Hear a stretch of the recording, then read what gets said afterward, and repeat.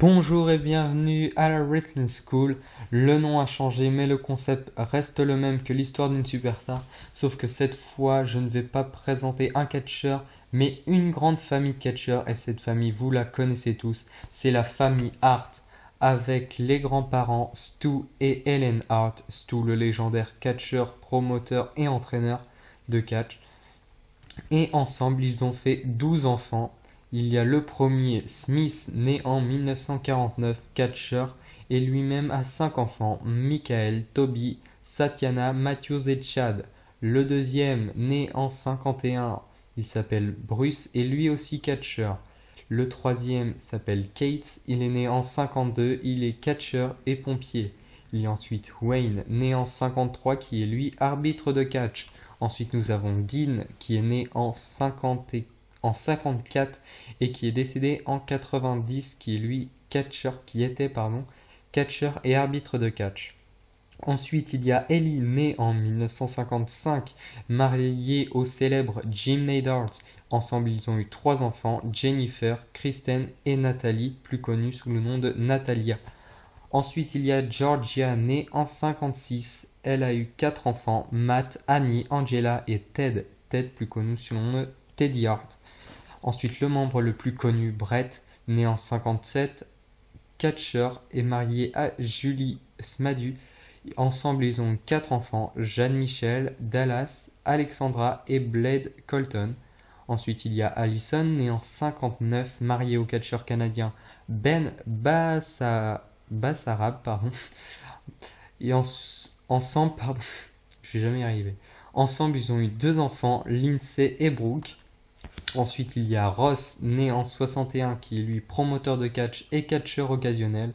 Diana, née en 63, épouse du British Bulldog, lui-même cousin du catcheur Dynamite Kid. Et ensemble, ils ont eu 2 enfants, Harry Smith, plus connu sous le nom de David R. Smith, et Georgia Smith. Et enfin, le dernier, Owen, né en 1965 et décédé en 1999. Il était catcheur à la WWF, marié à Martha Hart, et ensemble, ils ont eu 2 enfants, Hodge Edward et Athena Hart. Maintenant, je vais présenter plus en détail les membres les plus connus de la...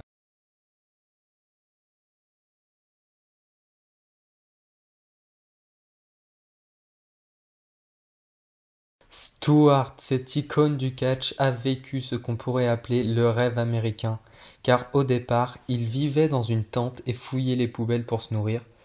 Puis il s'est entraîné durement au catch et a combattu à New York, où il a gagné beaucoup d'argent. Et avec cet argent, il a acheté la Stampede Wrestling.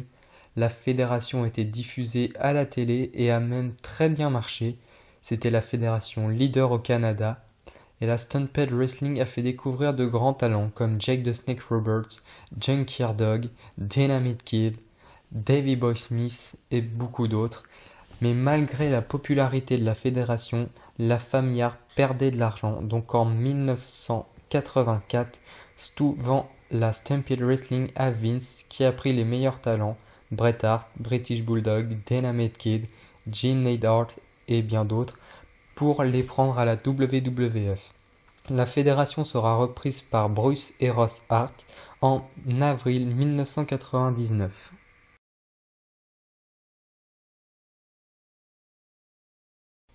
Bret Hart, né le 2 juillet 1957 à Calgary, fils de Stu et Helen Hart, le 8e enfant de la famille Hart, est le membre le plus connu de la famille. Entraîné par son père, ce grand technicien des rings aura eu tous les succès dans les 2 principales fédérations où il aura catché. 2 fois WCW World Heavyweight Champion, 1 fois WCW United States Champion, 1 fois WCW Tag Team Champion avec Goldberg, 5 fois WWF Champion, 2 fois Intercontinental Champion, 1 fois United States Champion et 2 fois WWE Tag Team Champion avec Jim Neidhart. Il est aussi co-vainqueur du Royal Rumble en 1994 avec Lex Luger. Il est le King of the Ring en 1991 et 93. Il est honoré au WWE Hall of Fame en 2006. Et Vince McMahon a dit de lui qu'il était the greatest storyteller in the history of this business. Traduction, il est le plus grand conteur de l'histoire du catch professionnel, c'est-à-dire qu'il est facile de produire des matchs intenses et divertissants avec Bret Hart, c'est dire à quel point c'est un catcheur formidable.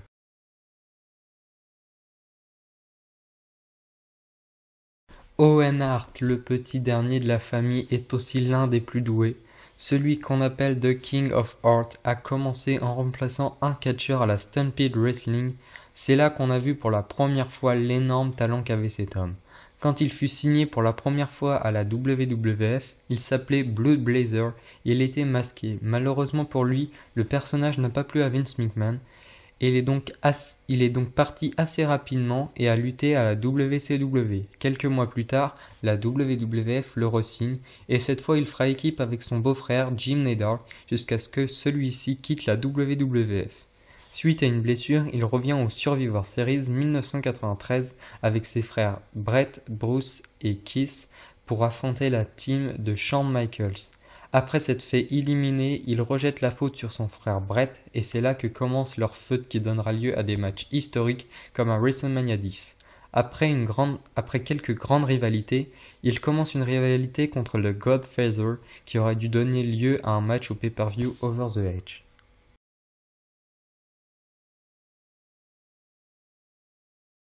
Cette famille a une histoire formidable, mais elle a aussi subi de grandes tragédies. La première fut la mort du fils de Georgia, Matt, qui décédait en 1996 à l'âge de 13 ans. Ensuite, le décès de leur partenaire et grand ami Brian Pillman en octobre 1997. Puis le décès d'Owen durant le pay-per-view Over the Edge, où il était censé faire une entrée en hauteur suspendu à un câble. Malheureusement, il a fait une chute qui lui aura été fatale. Ensuite, le décès d'Helen et Stuart. Et enfin, le décès de Davey Boy Smith.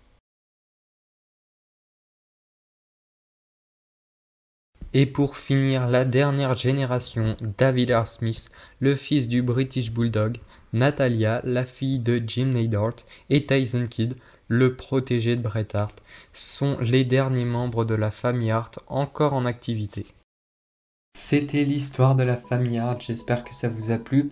Et grâce à moi maintenant vous allez pouvoir dépenser de l'argent, soit en achetant le t-shirt de Bret Hart à 15€, soit le DVD de la famille Hart à 23€, soit la figurine de Bret Hart exclusivité SummerSlam qui est assez rare et assez belle. Et elle coûte seulement 25€. Et vous pouvez aussi maintenant regarder, soit, et cette fois-ci gratuitement, soit un match de la Hart Foundation contre les Rockers, soit le match de la team Hart contre la team HBK au Survivor Series 1993 dont je vous ai parlé tout à l'heure. Et donc voilà, c'est tout pour cette vidéo, merci de l'avoir regardé et à bientôt pour un prochain épisode.